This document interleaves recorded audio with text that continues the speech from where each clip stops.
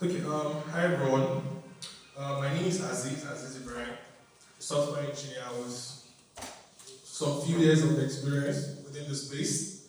So I've had a couple of opportunities to work with companies both here in Nigeria and outside, and also had that chance to give back my knowledge to the open source community using Python, tutorials, and yeah, I think those two.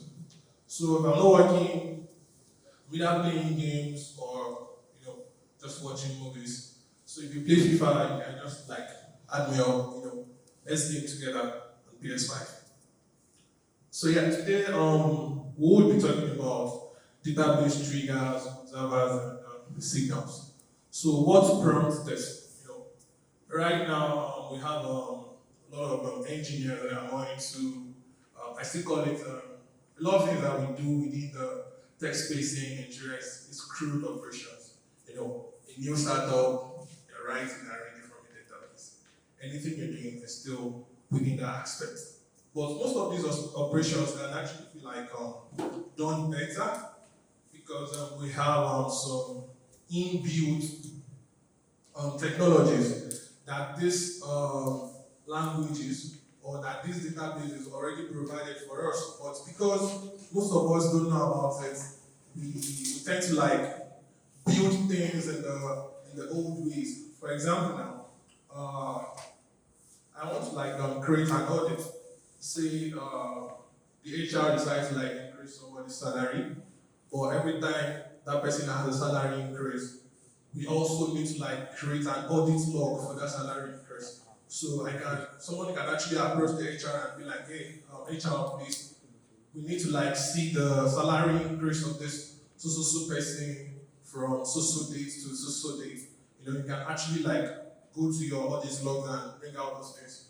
But if you want to implement that technically, you have to do write into the salary table, then also write into the salary audit.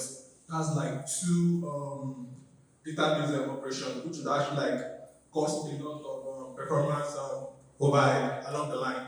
So, as we go on into this, discover more about these things. So today we'll talk about triggers, talk about observers, and signals. So we also need to know that, though this is a Python conference, first let's try to expand our knowledge beyond just writing Python programming. We have a lot of OOP languages that do things in different ways, but the syntax and convention are still the same thing. So yeah, for triggers now.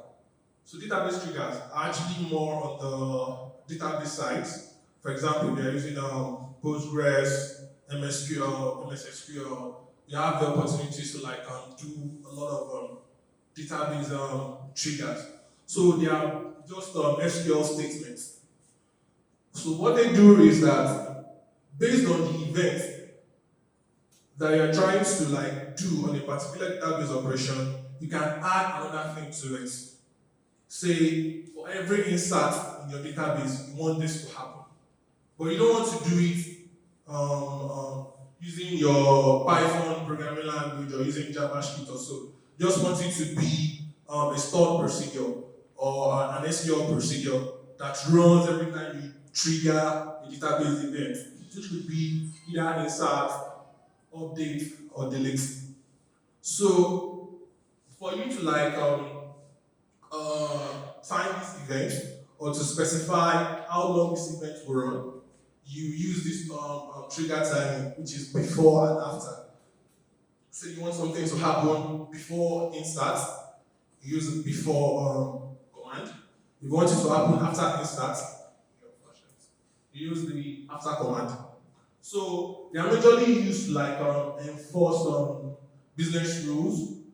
All these changes, business rule in the sense that okay, once someone registers on your website, you want to do an update on another table to something an update on the admin table that the admin person will also log in on their own end and see what is happening on their own end. So if sometimes when you're trying to register it on the front end, you might also there might also be an admin section of it, which is totally different from the user section of it. Like this happens when you're using a microservices.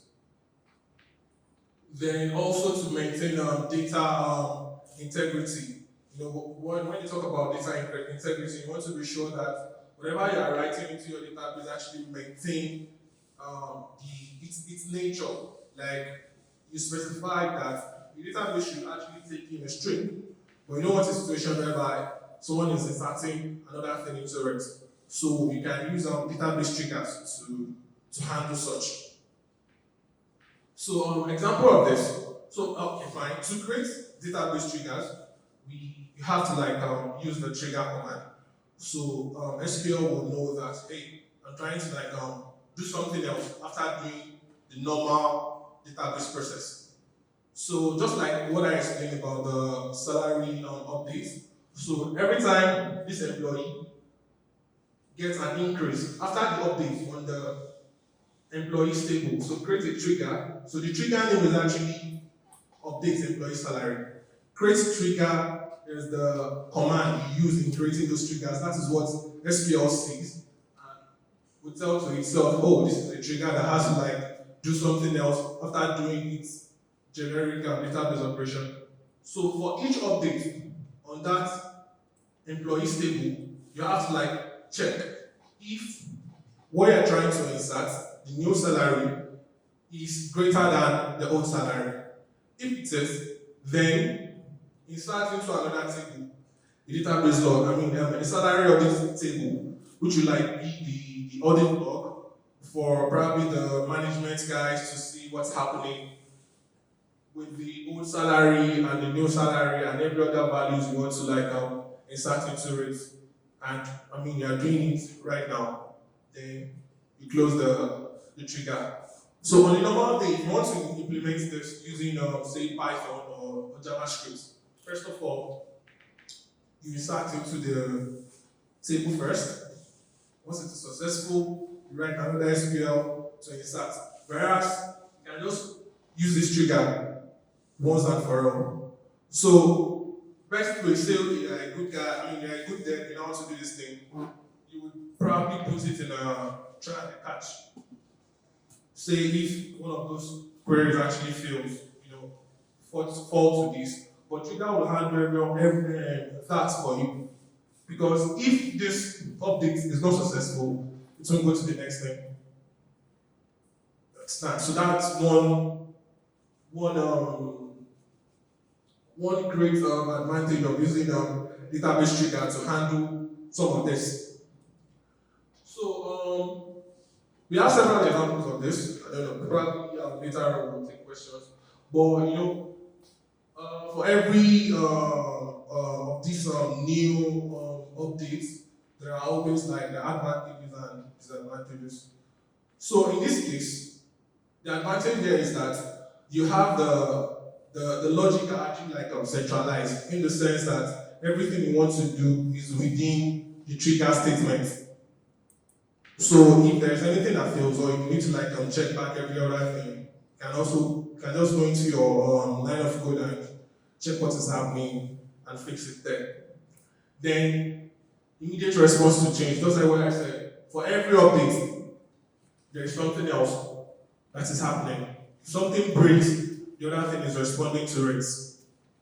Then you have the chance to also enforce business rules. Business rules like, okay, if someone opens the door, I want someone to tell me. So I'm bringing that into code. Say you have a rates table, you're trying to generate new rates for your API for the customers to use.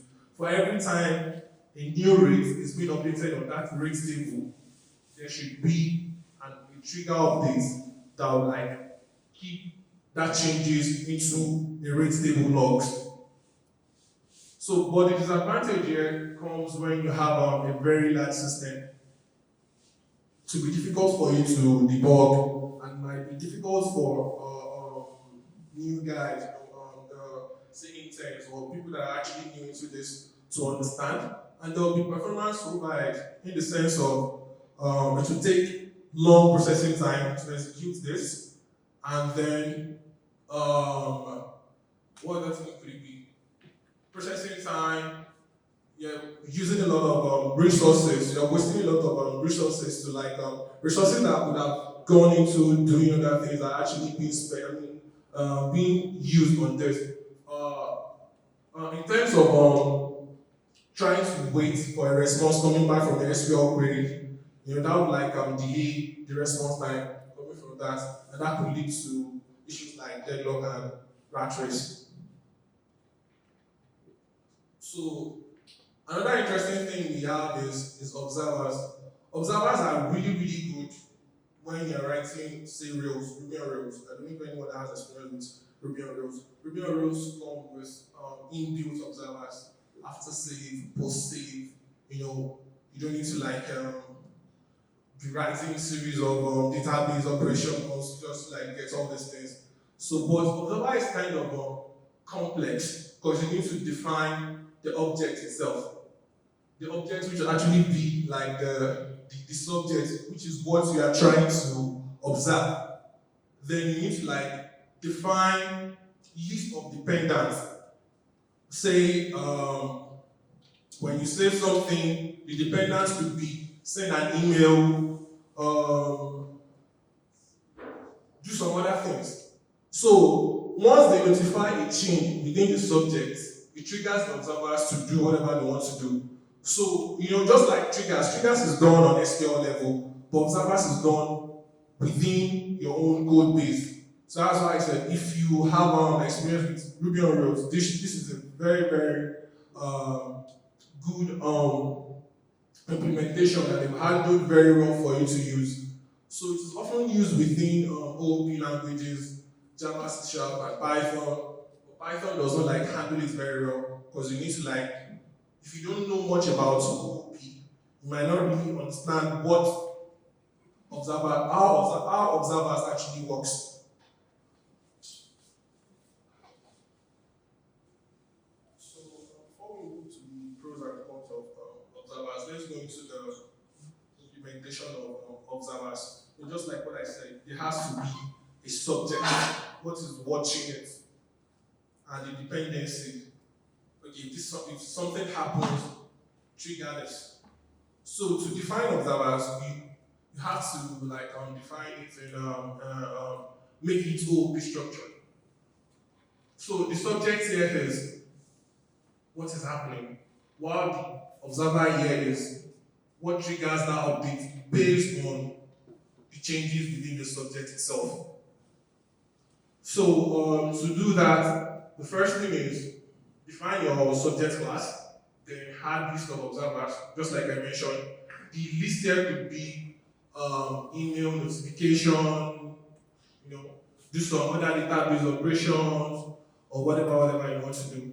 And you also have a function here that actually adds to the observers list. Then you have a detach function here, which removes from the observers list. Then you also have a notify function here, which actually do the actual updates you want.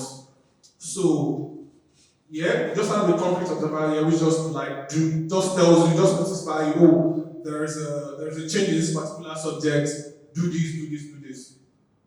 So for you to, I think we all understand OOP here. I don't know, anybody does object-oriented programming.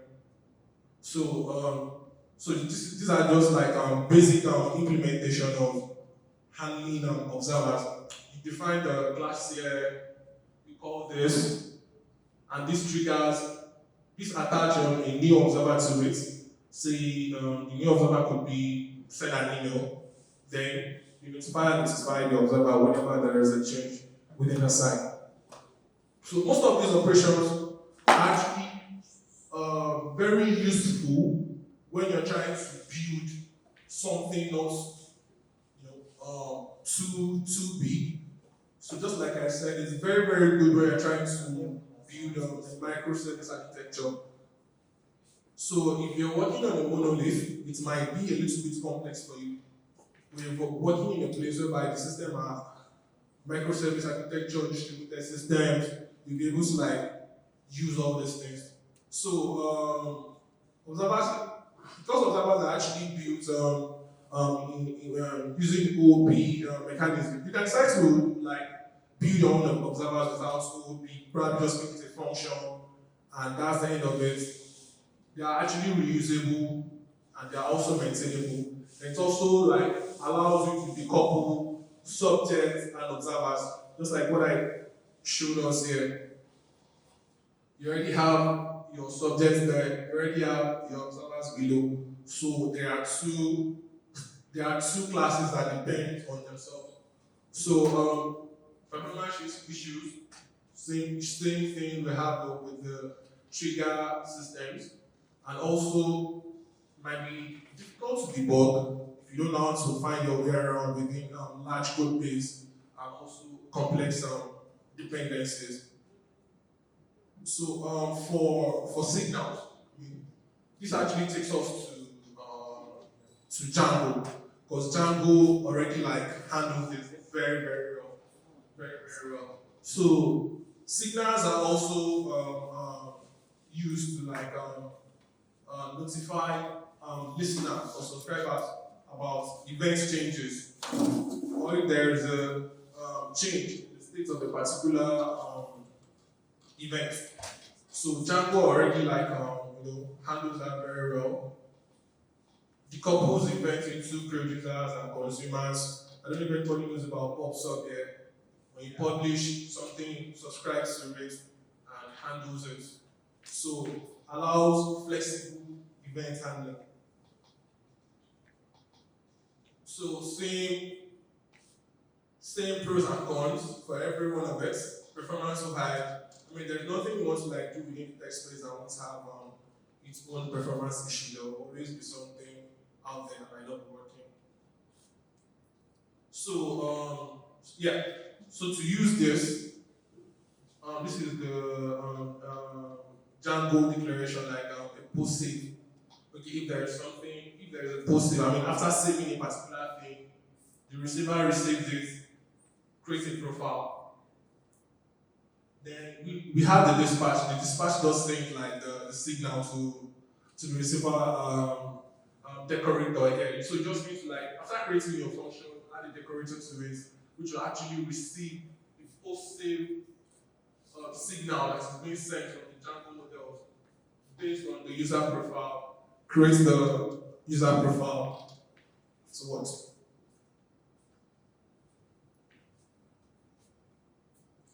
So the differences and similarities in all of these things is observers and signals are actually happens on the application level, right? Because you have to like write code for it. While triggers only happens within the database level. So if you're doing a lot of SQL operations, I mean, it's actually good for you to go with triggers. And triggers are actually automatic. So once you define them, it speaks up the next thing for you using the begin and the end statements to handle it. And everything here is actually event-driven. Observers is event-driven, signals and triggers, they are all event-driven operations. So in terms of pattern, observers is actually like pattern based, because you have to like follow the how do I say the OOP paradigm which I just mentioned. So most of observers code or observers implementation are actually done in that pattern. While for signals are actually event driven, particularly because of what Django has done here. I mean, for signals, I've not seen, trying to see if there's like any language that actually handles signals well, the way Django actually handle it on their own end. You know. So, all in all, similarities wise, maintainability, reusability of codes, you can decouple this to invent and produce, event producers and event handlers, then you can use them to like capture event changes. So this would actually make your code more efficient. You don't need to start handling a lot of things with 100 lines of code whereby there are some functionalities or there are some technologies that could actually like make all this thing easy for you. Yeah, I think that's like sums it up for me. So it's always good to like know where and when, I mean what and when you need to use this mechanism. So you need to understand how triggers work, you need to understand how observers work, you need to understand how what's the third one? Signals work, just to know them. And it's just not about knowing them, you need to also understand the language you're using. That's why it's very, very important to like learn how to read source codes. So I mean, you can just decide to like go into Django. Django is open source, and just go there and try to read how they implement these signals, how it is being done on the application level. You don't like help your understanding of okay, is this what I need to use here? Is this what I need to use it there? So my final thought. I've highlighted the pros and cons of this mechanism, and the choice actually depends on the use case and the system architecture, and most importantly, the language itself. It's always good to use what the creators of a particular language have actually implemented to solve this issue, than you trying to bring in something else and trying to like show off that I know this thing, let me try to write it. Fine, you write it to work. But on the long run, start having a performance issue, or it might not even be easy to maintain as time goes on. So yeah, I think that summarizes it. I don't know if you have any questions.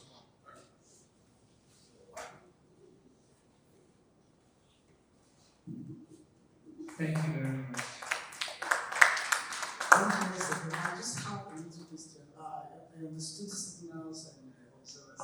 Then, since Django uses ORM and we have triggers now, Can you cite with this? the ORM, yeah, I know, but for let's say we are beginners.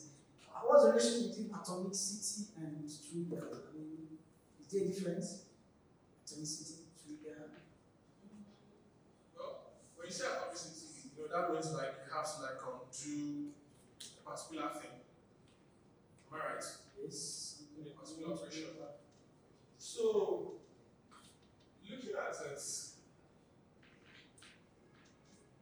because triggers actually has another second leg of it, after doing your inserts, you're doing another second leg. So the second leg would depend on whatever you wish to like do. So I would say that triggers does not have any atomicity within it. Exactly. So you can perform atomicity in the case where you need to perform. What do you mean by atomicity? Say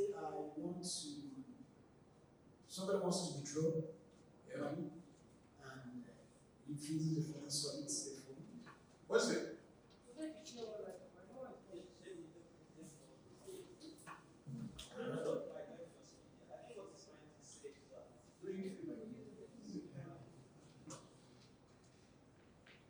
So I think what it's trying to say is that atomicity is that every transaction, every record operated DB operation is atomic, means that it goes through. So if you put together like two operations, say update and insert, so it's either the update and insert happens together or face together. So with triggers, you see that you are making some conditional check after, and then you are doing some operations. So what it's trying to say is that what if one of those operations fails? Will it roll back? Will it go together? Or will it go through together? So first thing is, when you're doing triggers, right, it has to be with one of those timing conditions. It could be insert, update, or what's the last one? Tick delete. So if any one of it fails, definitely it will automatically roll back. It works like a transaction. I don't know if anyone understands transactions. Yeah. So if it fails, everything. If one of it fails, it fails. But that's only if the first one fails, the second one will fail, and if the second one fails, that's why I mentioned at the end of this that we need to like learn how to like read the code base. So if it fails, every other thing fails. So yeah, I don't know if we have another question. Any other question?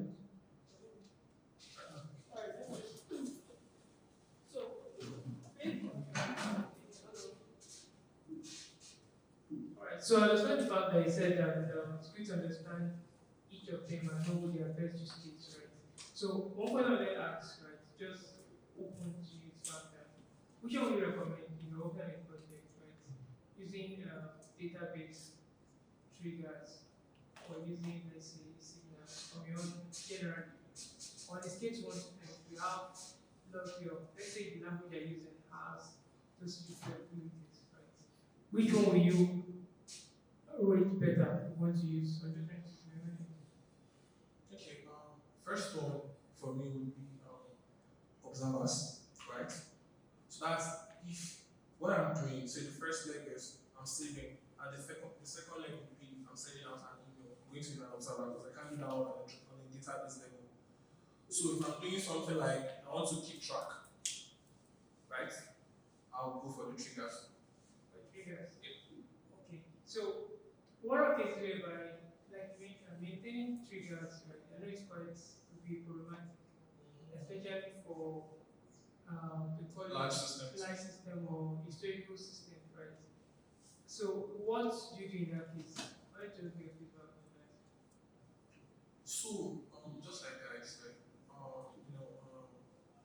like I said, for example, now still going back to the audit stuff, I'm trying to like picture a better example. See for this salary use case now. I mean that does not mean we should have like 10 or 15 triggers in your code base. You can just decide, oh, triggers okay, let me just use it one for this particular scenario within my code base. Whatever would be a better use case for this particular one. So when you start having a lot of it within your code base, you're actually limit the performance of the system. And when you're trying to debug, it might be very, very difficult for you. Alright, so let's I know I've had that scenario before, but I came to a new system. There was no proper handover. So when you're using triggers, you won't know there's a trigger, but it's like isolated. So you're You should know. no, but it's on a database level. Hey, there'll be an SQL file for it. Yeah, and you just like come to the system for it. The code base is quite clean. You don't see anything that's breaking anything. You don't need a trigger. So what I came to understand that is we advise moving those triggers. No, the way you can write triggers inside the normal code base that pushes it.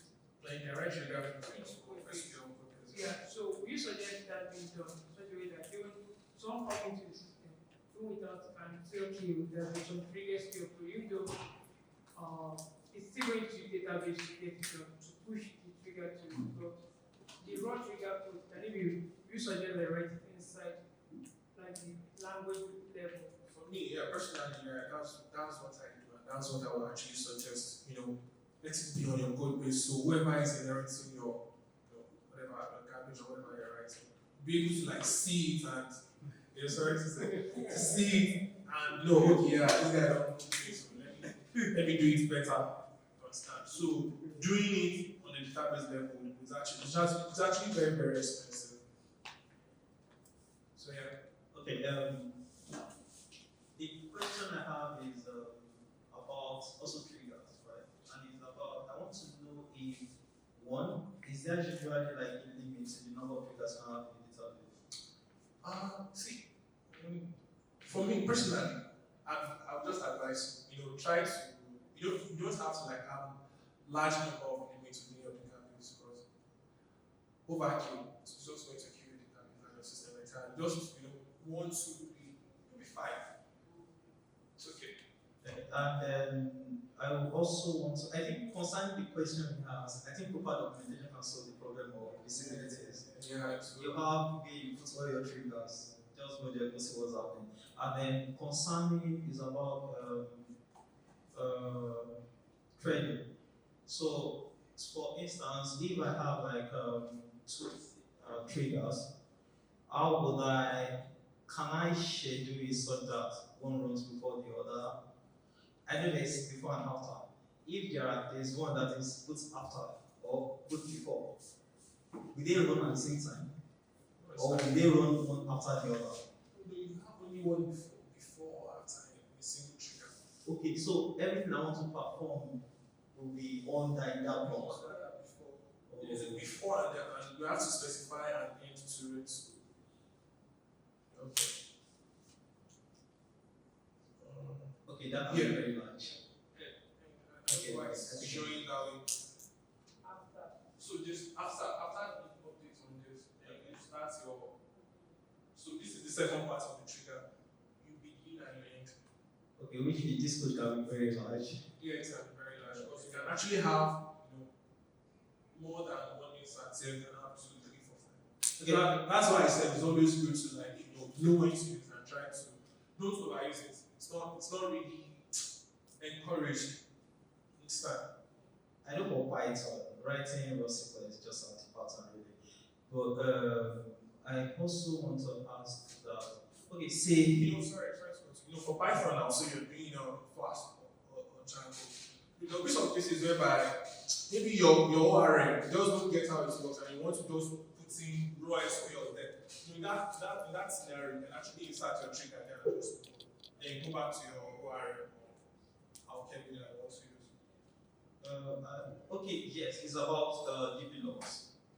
So why? Because it takes some time. Say you have a financial DB, you have like a million records in a distributed system, and then this thing starts from number 1, ID1, and then Y is getting to 100, 100 and something. There's another service that is writing to the same DB quite faster, and it overtakes the trigger. And then You have to queue it. I'm just asking this. So, for instance, you have like new salary and then post salary. Yeah. So, before it gets to like the new service, is also working on salary, and then before it gets to the salary, another service has put in a salary that is making the condition switch, so that it is no longer true that the old is greater than the new. I think it's crazy too.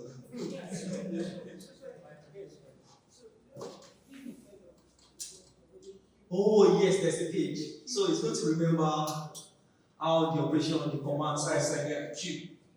But the problem is, it means that the trigger has to run first before it means it's going to slow down the operation basically. Definitely it will slow down the operation. You're still going back to the queue. Just put it in the queue. So is there a way to maybe speed things up? To what? To speed. I don't know. I think there's something there. I feel like that's beyond queue, and that's why we have queuing systems. Especially, except you want to, maybe you want to. Wait, what are they? Queue is. Yeah, apart from queuing, I think also maybe the way you configure your database will make it faster, right? Maybe you index it. Yeah, some indexing, use some database optimization, and all that. That's what I think. For queuing, once that one okay, you can progress. It will kill those systems, right? It won't cause it. But if you have memory, once you have good memory system, maybe better RAM and other things to take care of, else it will be a block. Okay, so I think you mentioned about long code. I think you can use periodic functions to have periodic functions according to your triggers. Like that begin and end. Yeah. So you can just call it into like force function.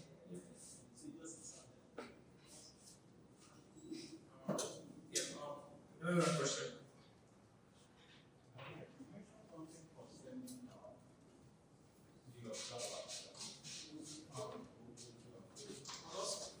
It's better with Ruby on Rails. I'm not saying it's supposed to be like farm with Ruby on Rails. Just like Signal. You can use it in Python. You can use it in oh, okay. You can use it in Python. Python, just like JavaScript is very, very good for asynchronous function.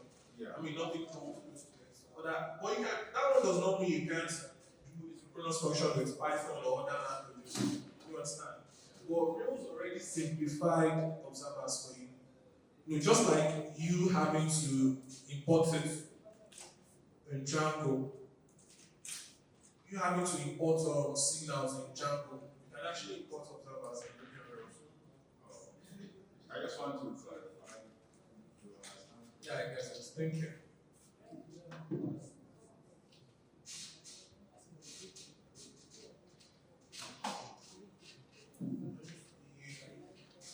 Another question. All right, thank you very much.